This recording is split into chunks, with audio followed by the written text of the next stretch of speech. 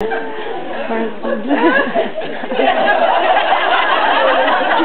will be getting to Dr. Keene momentarily.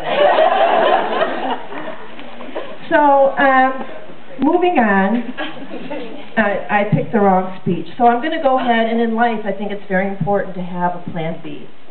And I think even more so now in these times that we live in, that we need to have a backup plan. And so here it is. I'm going to give you off the seat of the pants.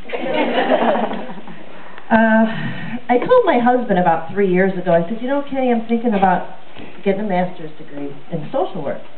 And he said, well, what in the heck do you want to do that for? You're a professional at socializing. Like, why do you need to get a major, degree in socializing? And he says that with a lot of experience because he knows that wherever we go, I end up talking to anybody and everybody.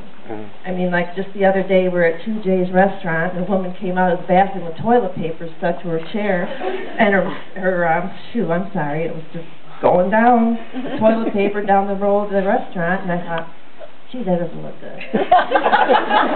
And nobody's stopping her. They're just looking, but they're not telling her she's got toilet paper stuck to her shoe. So I thought, well, you know what, I'm just going to tell her she's got a problem.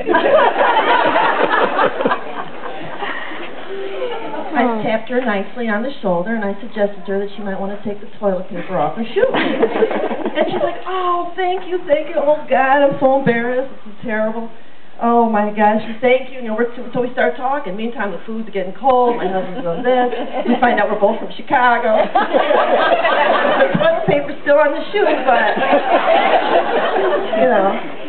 So that's what happens to me when I go out in the world. I just attract conversation. So he's confused, why do I need to do this? But I went ahead and did it. I went into Woody Hamlin's office not once, but 3 times. First time I listened to him, I did the bobble of the head, and I was anxious to get the hell out of there. I acted like I was interested. We had this discussion, didn't we, Woody? And, I gave him the time. And I left. I ran to my car, went down 90 miles an hour down Glade, and hid in my bed. There was no way. And then it happened the second time. And then the third time, I'm like, okay, I'm gonna go through with it. I'm gonna do it. So I go to orientation. I didn't know what to wear. What do you wear to orientation? I haven't been in school in 150 years. So I put on some tight jeans and a low top.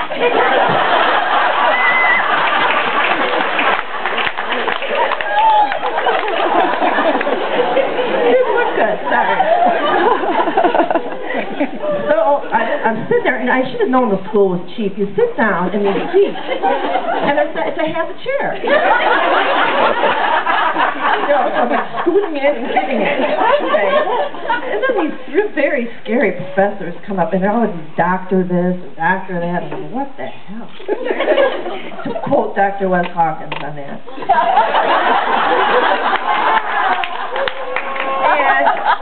So I sit, but I keep going, this is not feeling good, I'm not liking this, I got to get out of here. Especially when they mention that if you don't know how to do a PowerPoint, you are in serious trouble, right? And I thought, I've heard of power drill, I've heard of, I used to be a ballerina, power pointed shoes, or power drill with point. I didn't know what a PowerPoint was. But I didn't want to look like an idiot and a moron, so I just said, oh.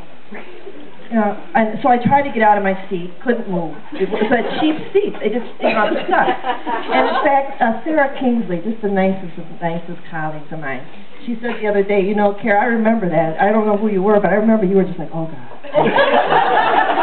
No way.